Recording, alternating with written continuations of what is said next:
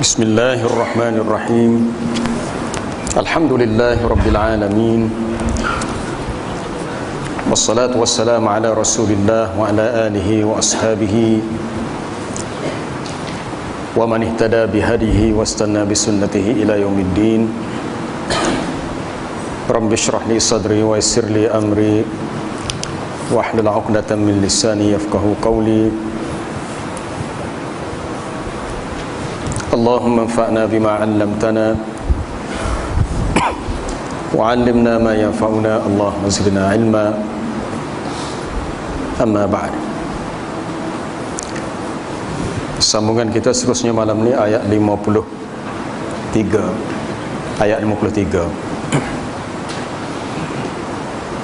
A'udzu billahi minasy syaithanir rajim.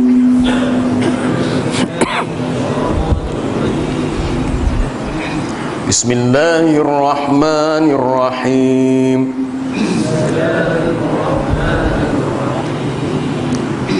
Wa kulli ibadi yaqulu allati hiya ahsan.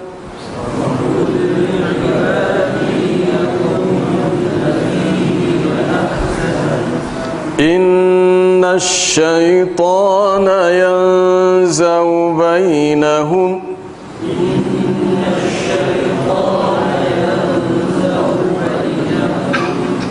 Inna asy-syaitana kana lil insani aduwwan mubina.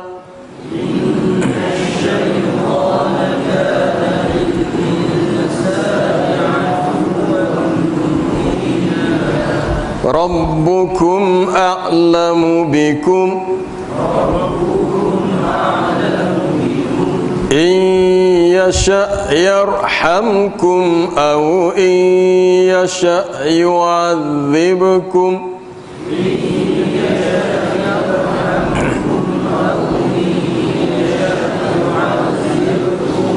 Wa ma arsalnaka 'alaihim wakila.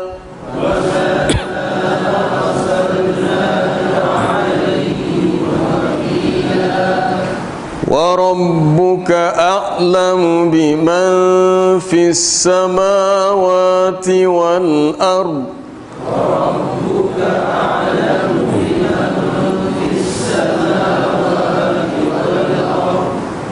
وَلَقَدْ فَضَّلْنَا بَعْضَ النَّبِيِّينَ عَلَى بَعْضٍ وَآتَيْنَا دَاوُودَ زَبُورًا.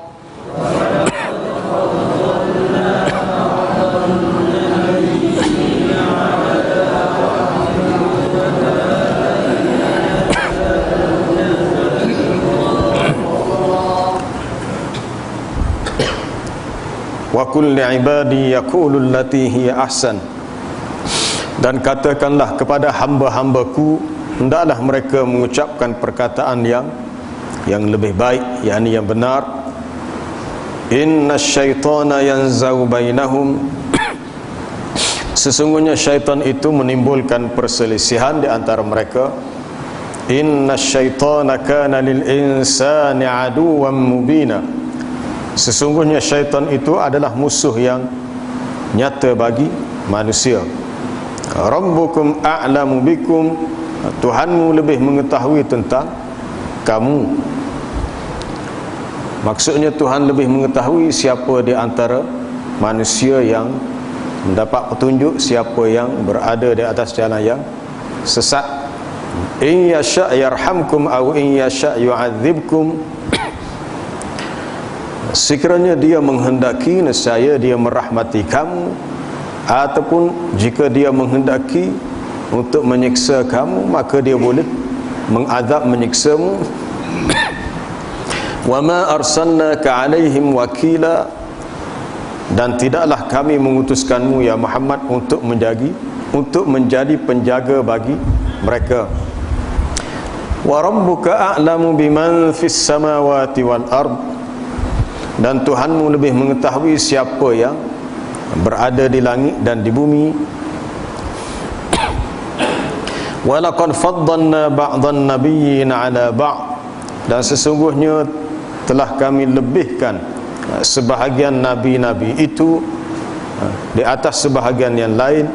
Wa ataina Daud zabura, dan telah kami berikan kepada Nabi Daud itu kitab Zabur. Tiga ayat kita ambil untuk malam ni. Pertamanya perintah kepada Nabi SAW supaya memberitahu manusia dari kalangan hamba-hamba Allah.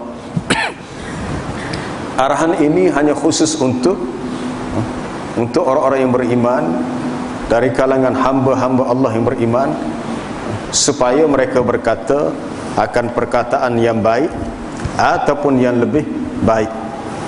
Manusia berbeza dengan makhluk lain dari kalangan binatang. Binatang tidak boleh bercakap, tidak boleh berkata-kata, tetapi manusia disebut sebagai al-hayawanun natiq, haiwan yang boleh bertutur, berkata-kata. Maka dengan suara, dengan lidah yang diberikan kepada kita, dengan bahasa yang diilhamkan kepada kita untuk memahaminya, untuk kita bertutur, maka kita boleh bercakap. Dan kita boleh memilih sama ada kita mahu bercakap perkataan yang baik atau perkataan yang buruk. Sesiapa yang memilih yang baik, sesiapa memilih yang baik, maka dia mendapat kebaikan daripada apa yang dia pilih. Sesiapa yang memilih perkataan yang tidak baik, maka dia mendapat balasan yang tidak baik jugalah. Dalam hadis yang sahih, Nabi SAW bersabda, wa innar rajula la yatakallamu wa innar rajula la yasduqu wa yataharras sidq hatta yuktaba 'inda Allahi siddiqa. Sesungguhnya seorang lelaki itu berkatalah ia benar, dan sentiasalah ia menjaga akan sifat yang benar sehingga ditulis di sisi Allah sebagai seorang yang benar. Tak ada seorang lelaki yang berdusta dan sentiasa bersikap berdusta sehingga ditulis sebagai seorang yang pendusta. Adapun as-sidq, berkata benar itu, yahdi ilal bir wa innal birra yahdi ilal jannah. Berkata benar itu membawa kepada kebaikan, kebajikan, dan kebaikan itu membawa kepada syurga. Manakala al-kadhib, dusta, itu membawa kepada fujur, kejahatan, dan fujur itu membawa kepada neraka. Dan kita dapati banyak dalam ayat-ayat Al-Quran memerintahkan supaya kita menjaga percakapan, dan tidaklah seseorang itu bercakap kecuali yang baik-baik sahaja.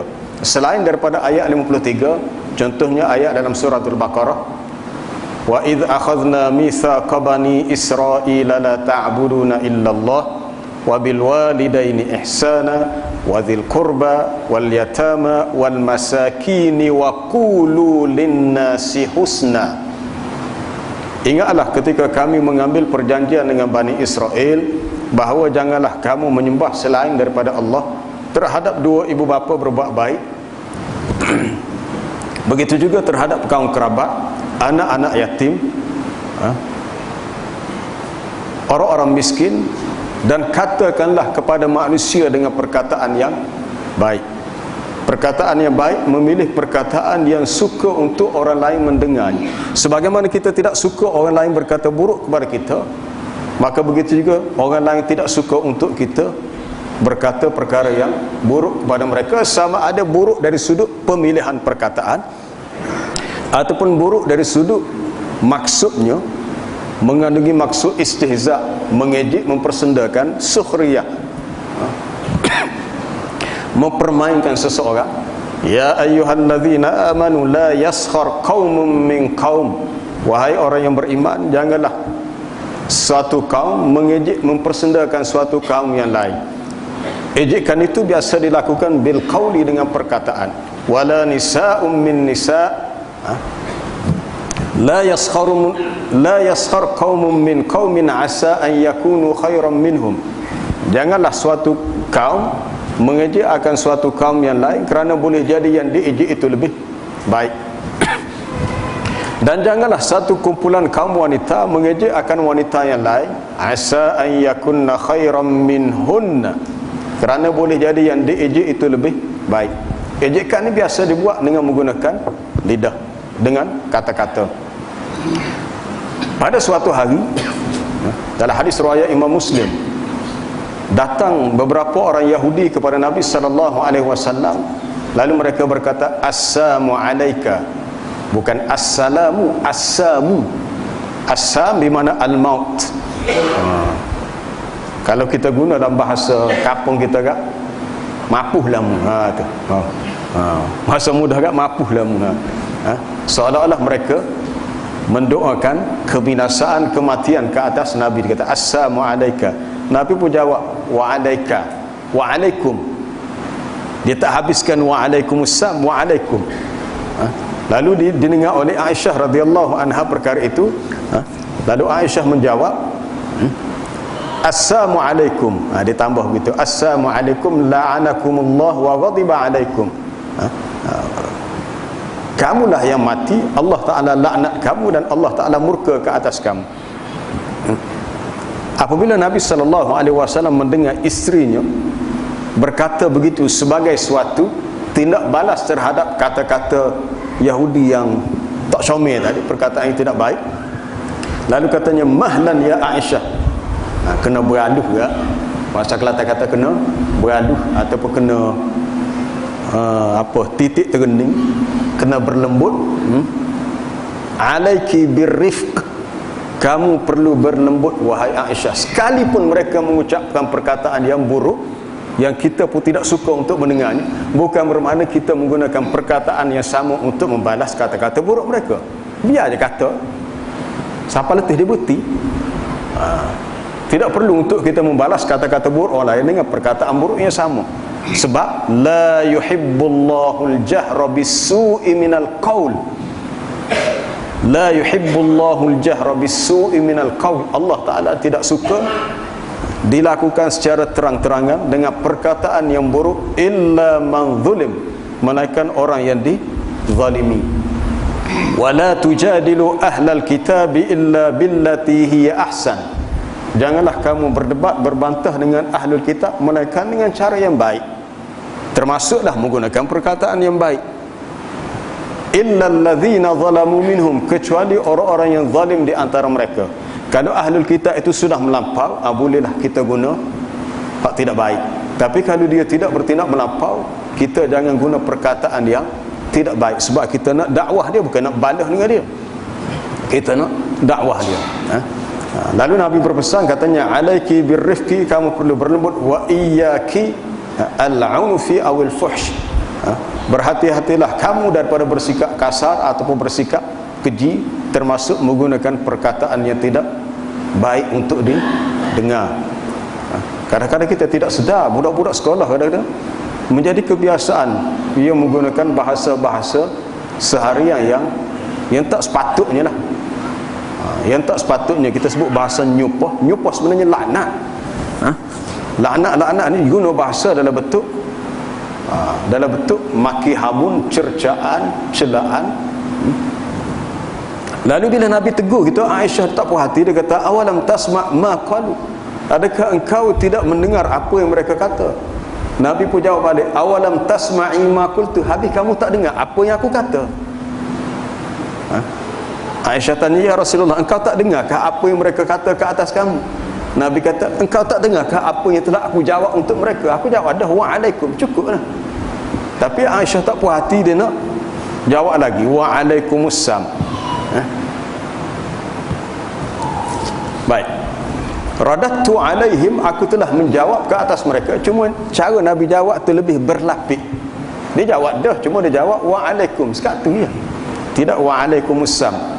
Lalu fayustajabu li fihi wa la yustajabu lahum fiyya, maka diperkenankan akan doa yang aku baca untuk mereka, tetapi tidak diperkenankan apa yang mereka baca untukku. Walaupun mereka menyebut ke atasku dengan al-maut, mati, binasa, celaka, tapi tidak kena kepada aku waktu. Tapi apa yang mereka kata akhirnya kena atas mereka sendiri.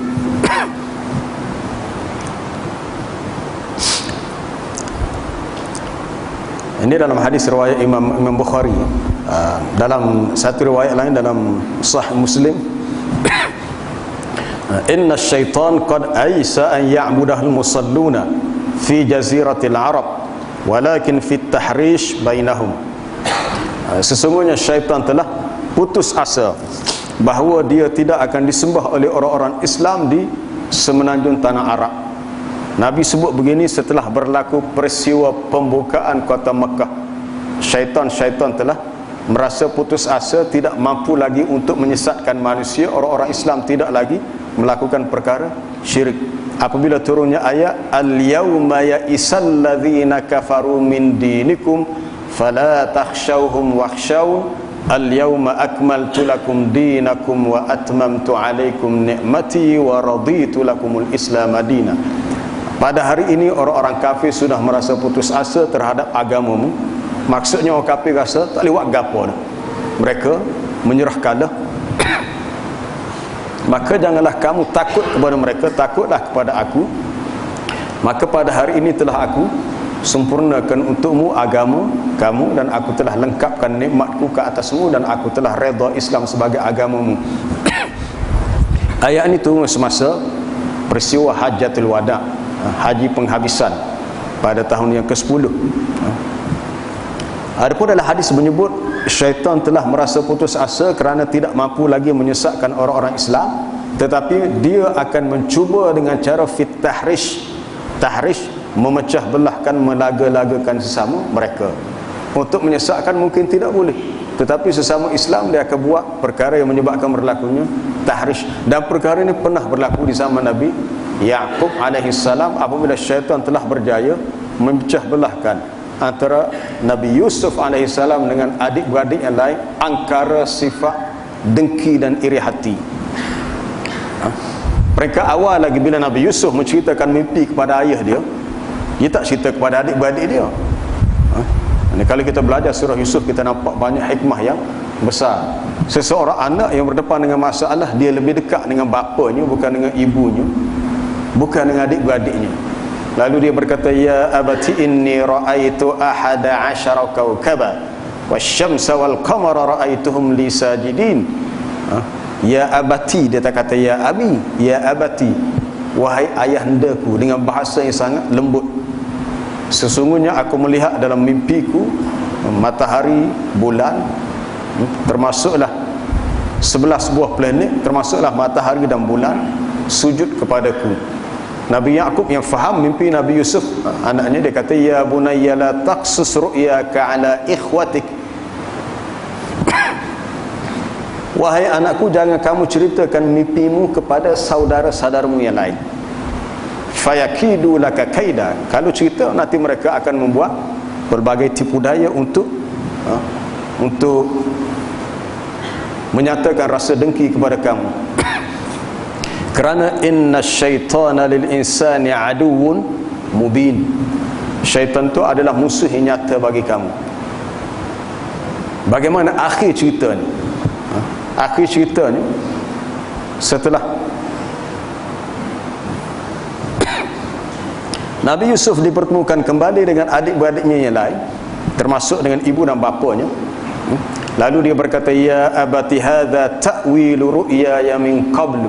Wahai bapaku, inilah takwilan terhadap mimpi aku sebelum ini, yang dulu. Qad ja'alaha rabbi haqqan.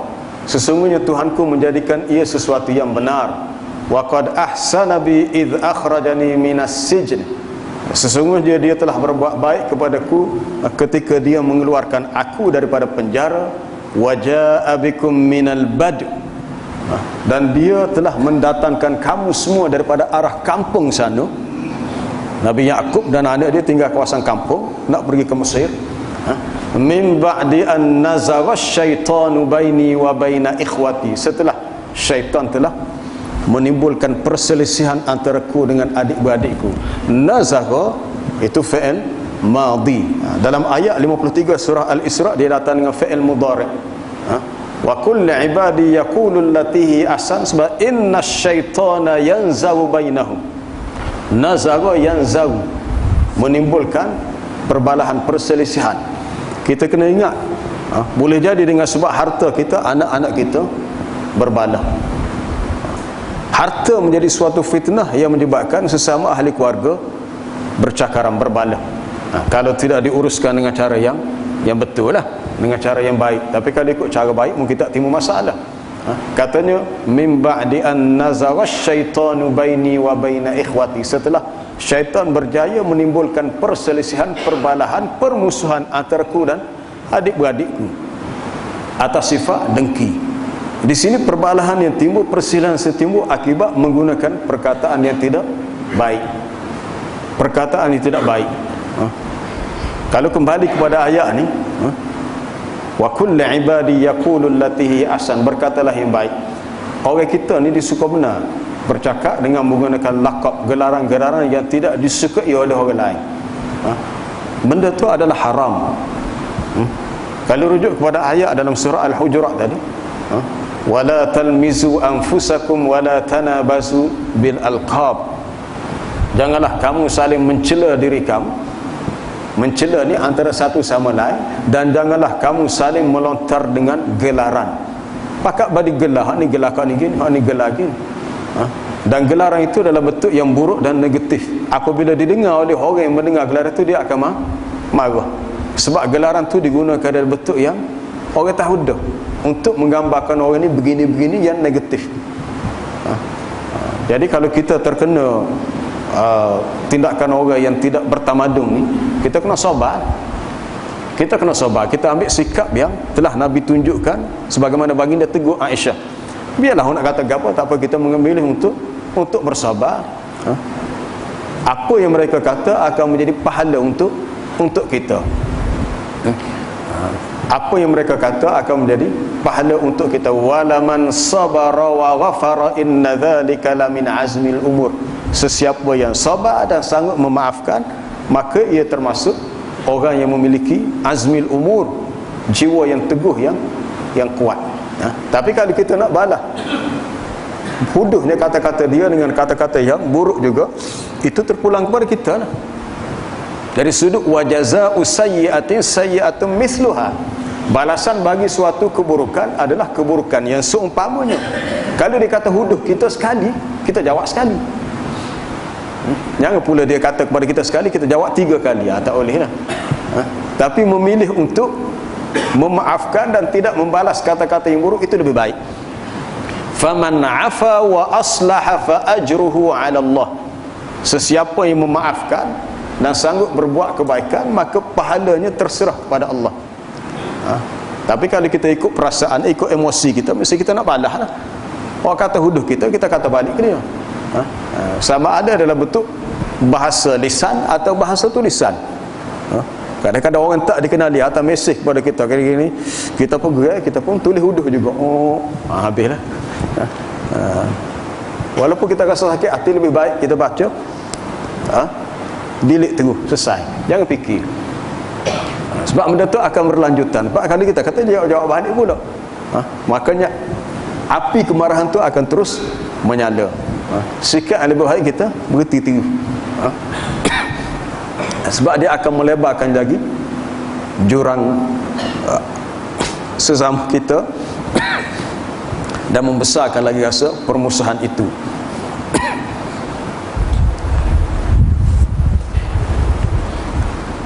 Inna syaitana kana lil insani aduwwan mubina. Sesungguhnya syaitan itu adalah musuh nyata bagi kamu.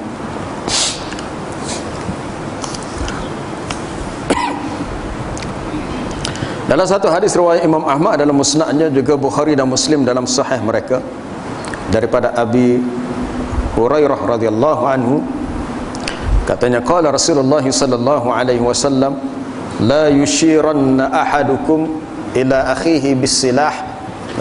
Janganlah sesekali seseorang kamu menunjukkan isyarat kepada saudaranya dengan senjata. Bukan sahaja dengan perkataan, dengan senjata. Kita balas dengan orang, tunjuk jauh akak mu nak gani. Akak ke apa dia? Tak kira lah, pedai ke, pisah ke. Pedai ni jadi jumpa pisah golok ke apa. Membuat lagi ni aku beri gani. Aku beri gani. Itu haram sebenarnya tu. Walaupun kita kata kita tak buat apa, tidak kata kita pergi dekat dia, kita tetak dia ke, kita tikam dia, cuma tunjuk daripada jauh. Tunjuk daripada jauh apa salah dah. La yushiranna ahadukum ila akhihi bisilah. Jangan sekali seseorang itu menunjukkan isyarat kepada saudaranya dengan sebarang senjata. Fa innahu la yadri ahadukum la'alla syaitan an yanzigha fi yadihi. Kerana sesungguhnya seseorang itu tidak tahu, boleh jadi syaitan akan menyebabkan tergelincir ia pada tangannya, lalu dikuasai oleh emosi perasaan marahnya, lalu orang tadi dibunuhnya. Mula-mula tunjuknya, lepas tu bunuh. Sebenarnya tak boleh. Kadang-kadang kita melihat dan drama, ada adegan-adegan yang melibatkan mungkin ada penjenayah, dia nak mencuri seseorang, merampok, dia ambil pisau, dia letak di leher, tekuk. Walaupun itu lakonan haram, tak boleh.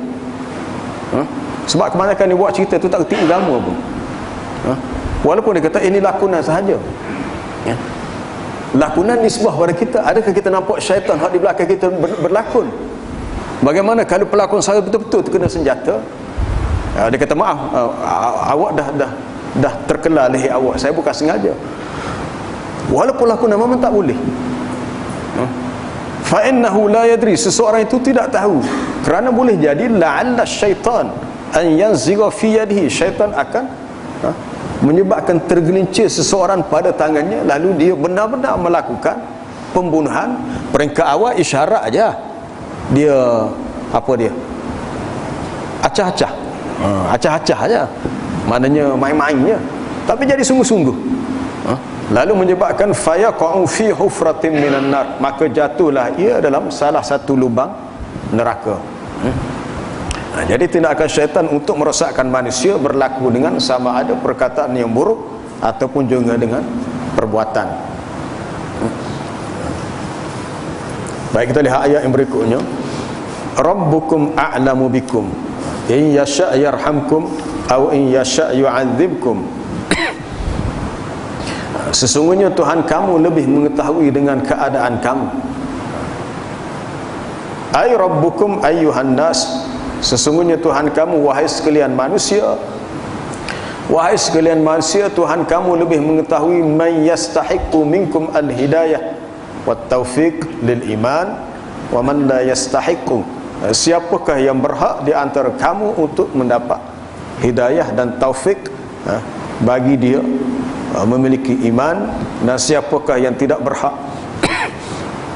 Fa in syaa rahimakum, maka sekiranya dia kehendaki, maka dia boleh merahmati kamu dengan kehendaknya. Fa anqadhakum minadh dhalalah, maka dia akan menyelamatkan kamu daripada kesesatan. Wa waffaqakum lit-ta'ah, dan memberi taufik kepada kamu untuk taat. Wa in syaa 'adzabakum, kalau dia kehendaki, sekiranya dia menghendaki, 'adzabakum, dia boleh mengazab, menyiksa kamu. Fala yahdikum lil iman, maka dia tidak memberi petunjuk kepada kamu untuk beriman. Fatamutu, maka matilah kamu, ala syirkikum, di atas syiriknya kamu itu. Kalau Allah Ta'ala kehendaki, jika ia kehendaki, in yasha' yarhamkum au in yasha' yu'adzibkum wa qulil haqqu min rabbikum faman syaa falyu'min wa man syaa falyakfur. Katakanlah yang benar itu daripada Tuhanmu, maka sesiapa yang mahu beriman, biarkanlah dia beriman. Sesiapa yang mahu kufur, engkar, maka biarkanlah dia kufur, sebab dia yang memilihnya. Dan Allah Ta'ala lebih berkuasa untuk menentukan siapa yang berhak mendapat rahmat dan siapa yang berhak mendapat azab. Jika dia kehendaki untuk merahmati kamu, ada sebab, ada sebab. Jika dia kehendaki untuk mengazab kamu, ia juga ada sebab. Kerana setiap perbuatan Allah mempunyai hikmah yang tinggi. Allah Ta'ala tidak melakukan sesuatu sia-sia, tetapi ada hikmah. Wa ma arsalnaka alaihim wakila, tidaklah kami utuskan kamu kepada mereka sebagai wakil, sebagai hafizah, sebagai penjaga, raqibah, sebagai pengawas. Tugas Nabi hanya berdakwah, bukan untuk jaga manusia. Bukannya setiap hari Nabi kena pastikan awak macam mana hari ni, solat tadi macam mana, lepas tu minggu lepas Isnin kami puasa kata, malam tadi bangun salat tak. hari ni berapa juzuk baca Quran. Tak. Itu bukan kerja Nabi. Nabi hanya berdakwah. Soal amalan masing-masing. Amalan adalah nafsi-nafsi. Tugas Nabi hanyalah wa ma 'ala ar-rasuli illa al-balagul mubin. Tiadalah tugas Rasul kecuali menyampaikan dakwah yang jelas, yang nyata. Nabi tidak diutuskan menjadi wakil ataupun wama arsalnaka alaihim hafidha, wakila, menjadi penjaga.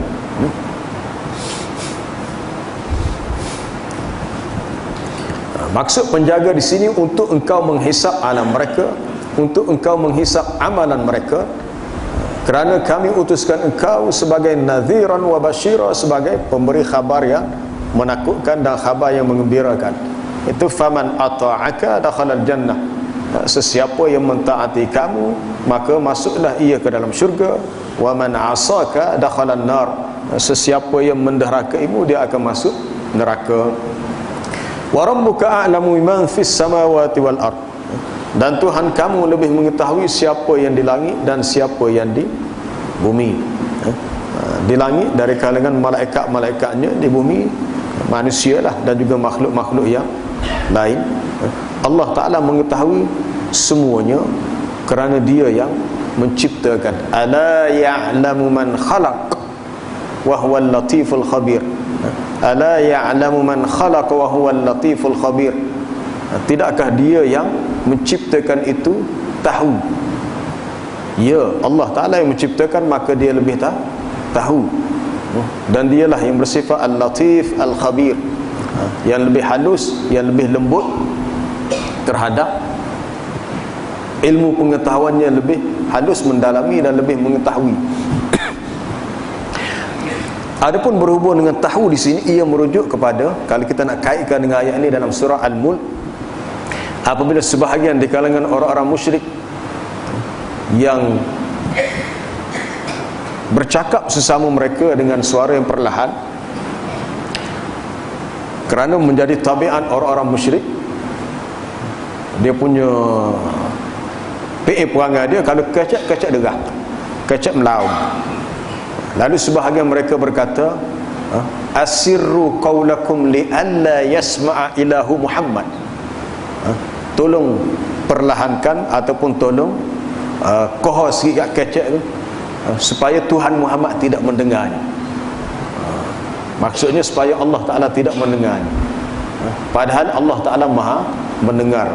Sama ada bercakap dengan perlahan ataupun bisikan-bisikan hati pun Allah Ta'ala tahu. Lalu tunggulah ayat wa asirru qaulakum aw jaharu bih innahu alimun bidzatis sudur. Sama ada kamu memperlahankan kata-kata kamu atau kamu menyaringkannya, maka di sisi Allah samanya, kerana dia tahu dan dia bersifat maha tahu. Sehingga kan segala wasawis, rasa was-was yang terlintas di hati, khawatir, apa-apa yang terlintas dalam fikiran kita, Allah Ta'ala mengetahuinya. Walaqad faddalna ba'dan nabiyyin 'ala ba'd. Dan sesungguhnya kami melebihkan setengah nabi di atas setengah yang lain. Nabi-nabi dan rasul-rasul mempunyai perbezaan dari sudut kedudukan. Mereka tidak berada pada suatu darjah yang mutasawiyah, yang sama. Seperti juga dalam ayat tilkar rusulu faddalna ba'dahum 'ala ba'd. Itulah rasul-rasul yang kami lebihkan setengah mereka di atas setengah yang lain. Minhum man kallamallahu wa rafa'a ba'dahum darajat. Di antara mereka ada yang ditinggikan darjahnya, setengahnya di atas setengah yang lain. Wa atayna Isa ibn Maryam al-bayyinati wa ayyadnahu bi ruhil qudus. Dan telah kami perkuatkan akan Nabi Isa bin Maryam itu dengan Ruhul Qudus, makna dengan malaikat, dengan malaikat Jibril alaihi salam. Manakala Nabi Musa pula mendapat kelebihan, boleh berkata-kata dengan Allah secara langsung. Minhum man kallamallah. Di antara mereka ada yang dapat berkata-kata dengan Allah secara terus, itu Nabi Musa alaihi salam. Pernah berlaku di Madinah satu keadaan, satu peristiwa. Apabila sebahagian Yahudi mengatakan Nabi Musa lebih tinggi kedudukannya daripada Nabi Muhammad sallallahu alaihi wasallam. Lalu apabila didengar oleh sebahagian sahabat, marahlah. Marah punya marah berbalah. Sampai kepada tahap berbalah. Lalu dibawa kes itu kepada Nabi, lalu baginda berkata, la tufaddiluni 'alal anbiya. Janganlah kamu melebihkan aku ke atas nabi-nabi yang lain. Dan para ulama menyatakan perkara ini diucapkan oleh Nabi min babit tawadhu'i, bagi menyatakan sifat tawadhu', walaupun secara realitinya baginda lah yang lebih tinggi, Nabi lah yang lebih tinggi, sebab dia dikenali sebagai Sayyidul Mursalin, penghulu bagi sekalian para rasul dan Nabi. Dan dia sendiri beritahu bahawasanya semua Nabi-Nabi yang lain tidak dibenarkan masuk ke syurga sehinggalah aku memasukinya dulu. Dan umat Nabi terdahulu tak dibenarkan masuk ke syurga sehinggalah umatku dahulu yang masuk. Makna dari segi at-tafadul, kelebihan, lebih Nabi sallallahu alaihi wasallam, sebab baginda dipilih sebagai khatamun nabiyyin.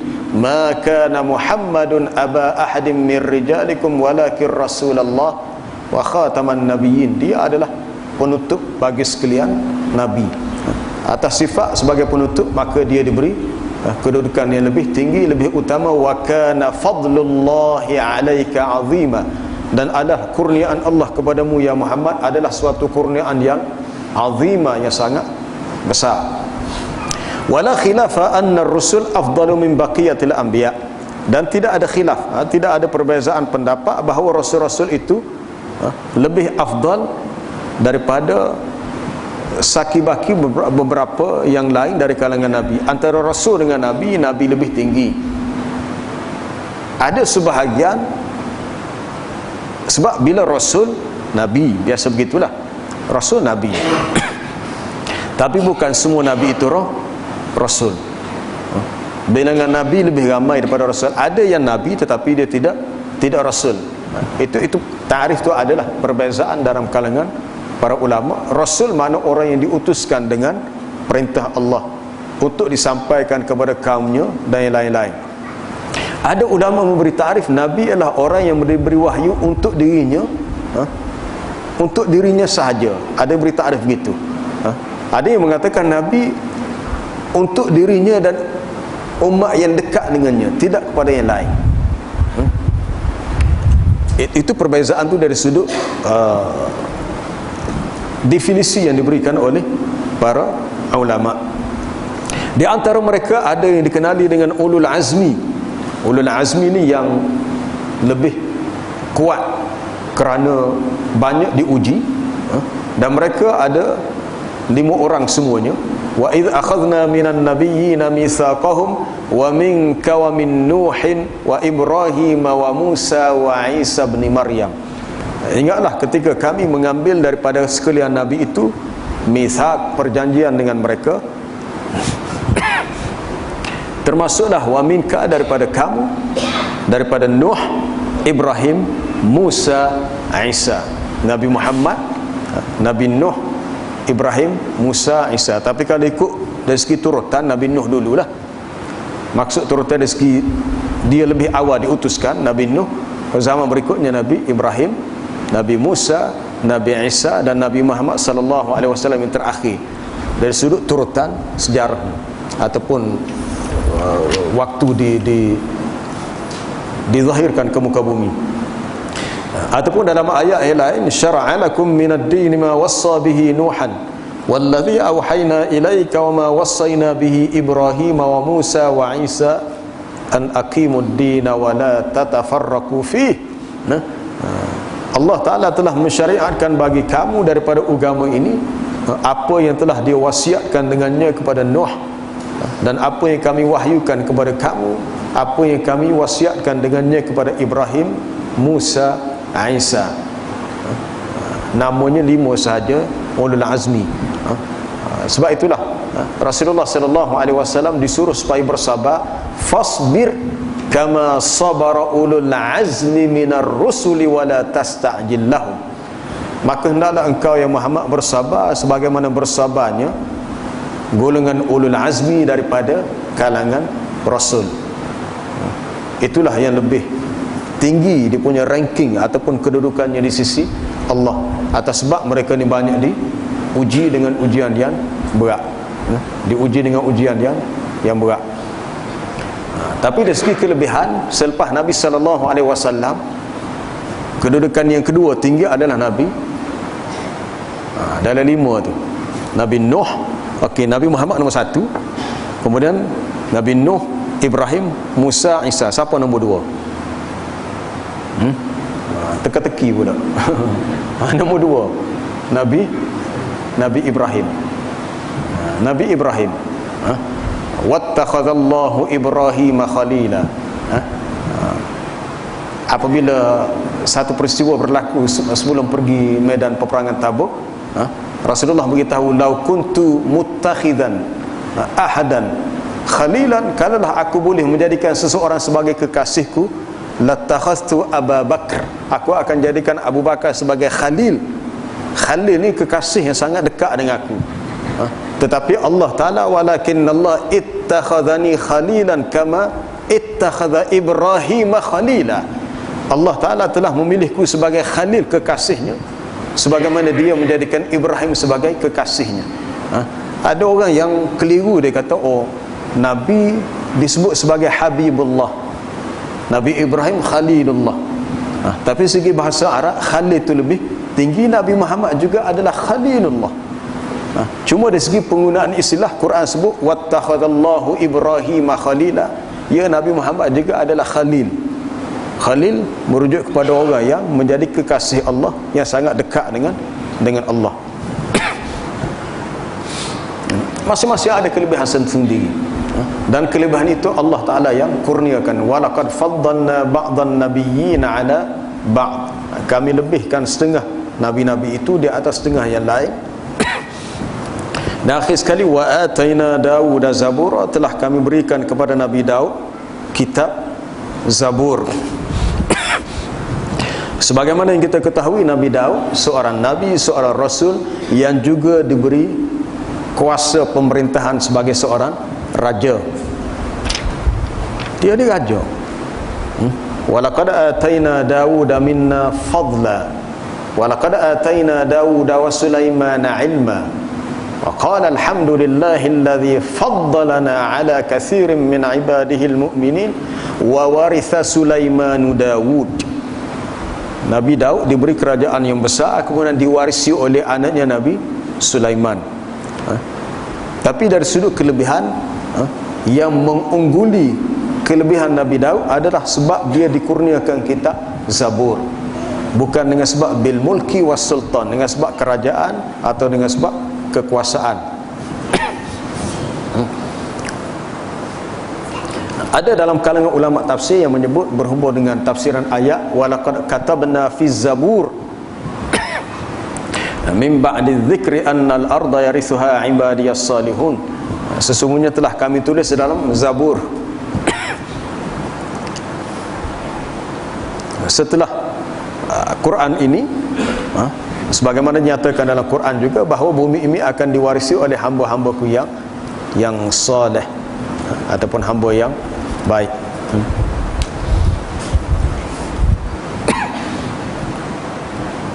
Adapun sebab disebut secara khusus Nabi Daud di sini, kerana Nabi Daud terhimpun padanya banyak kelebihan. Kita boleh ringkaskan kelebihan pertama, dia seorang nabi, seorang rasul yang diberi kekuasaan yang sangat besar, sehingga dia boleh menguasai berapa ya? Besarlah, sebahagian besar daripada dunia ni. Yang kerajaan itu apabila diwarisi oleh anaknya Nabi Sulaiman, Nabi Sulaiman boleh kontrol, boleh kawal bukan sahaja manusia, termasuklah binatang dan jin. Wa husyira li Sulaiman junuduhu minal jinni wal insi wat thair. Nabi Sulaiman dia ada kuasa, dia boleh kawal sama ada manusia, jin, dan itu tenteranya. Kerajaan itu diwarisi daripada ayahandanya Nabi Daud. Dan Nabi Daud diberi kekuatan sehingga dia boleh melembutkan besi Besi tu dia boleh belok mudah-mudah ya. Kita kalau kereta kepek sikit dia atas welding, mikir macam mana. Boleh ke Nabi Daud? Contoh itu mungkin ialah sebab zaman Nabi Daud mana ada kereta lagi. Mana bagi dia sangat mudah. Walaqad ataina Dauda minna fadla ya jibalu awwibi ma'hu wat-tayr wa alanna lahu al-hadid. Bukit bukau bertasbih bersama dengannya dan kami lembutkan untuknya besi. Dan Nabi Daud terkenal dengan seorang yang memiliki suara yang sangat merdu. Apabila Abu Musa al-Ash'ari membaca Quran dan suaranya sangat memukau, nama asal dia Abdullah bin Qais, tapi lebih dikenali dengan Abu Musa al-Ash'ari. Nabi puji, Nabi kata, laqad utita mizmaran min mazamir ali Dawud. Kamu telah diberi satu alat seruling, alat muzik daripada alat muzik keluarga Nabi Daud. Itu bahasa kinayah. Bukannya mana Nabi Daud tu kerja main niu tu, bukan maksud begitu. Maknanya keindahan Quran ni dibaca oleh Abu Musa al-Ash'ari, Nabi bandingkan seperti Nabi Daud alaihissalam yang membaca kitab Zabur. Kitab Zabur dia tak ada dalam tu persoalan halal haram dan hukum hakam. Yang terdapat dalamnya adalah pujian kepada Allah, ataupun tahmid. Allah Ta'ala menurunkan kepada Nabi Daud kitab Zabur, kitabun laisa fihi halalun wala haram wala faraid wala hudud. Tidak ada dalam kitab Zabur hukum halal haram, perkara-perkara fardu, dan persoalan batasan-batasan hukum. Hudud ni batasan hukum. Wa innama huwa du'aun wa tahmidun wa tamjid. Dalam kitab Zabur terdapat doa, pujian kepada Allah dan juga pujian untuk mengagungkannya. Dan sampai sekarang pun kita tak tahulah adakah naskah kitab Zabur tu masih ada. Tu wallah alam, tak tahulah. Kalau kitab Taurat, kitab Injil tu dah banyak diubah, naskah yang asli pun kita tak tahu. Allah Ta'ala hanya memberi jaminan dia akan menjaga Al-Quran sahaja. Inna nahnu nazzalna dzikr wa inna lahu lahafizun. Adapun yang lain-lain tidak terdapat nas bahawa ada jaminan untuk ianya terpelihara. Wallahu a'lam. Ada soalan?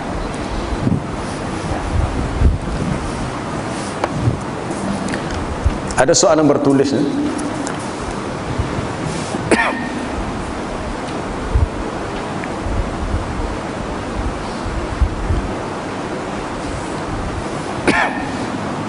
Apakah ayat Quran yang telah dinasakh tetapi hukumnya diteruskan?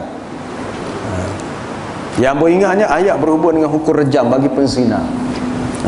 Ayat itu telah dinasahkan bacaannya tapi hukumnya kekal. Asy-syaikhu wasy-syaikhatu idza zanaya farjumuhuma albattata nakalam minallah.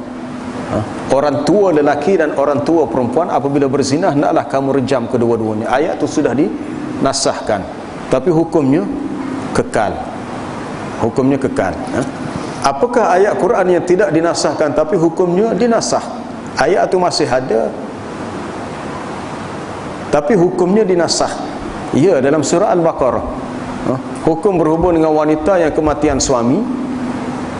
Kalau peringkat awal dulu, dia punya iddah dia tidak 4 bulan 10 hari, dia sampai setahun. Walladzina yatawaffawna minkum wa yadharuna azwajan wasiyatan li azwajihim mata'an ilal hauli ghaira ikhraj. Adapun wanita-wanita yang kematian suami, maka perlulah sebelum itu ditinggalkan wasiat untuk diberi rezeki atau diberi apa kita panggil nafkah, untuk tempoh selama setahun dengan syarat wanita itu tidak keluar daripada rumah.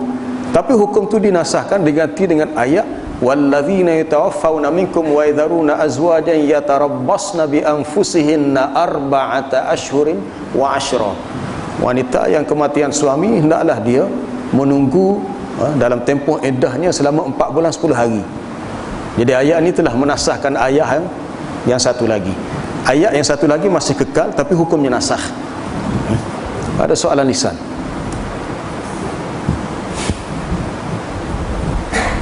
Ada soalan lisan? Tak ada, bagus. Hamba pun nak gilai. Kita nak gilai. Wallahu a'lam. Subhanakallah bihamdika asyhadu an la ilaha illa anta astaghfiruka wa atubu ilaik.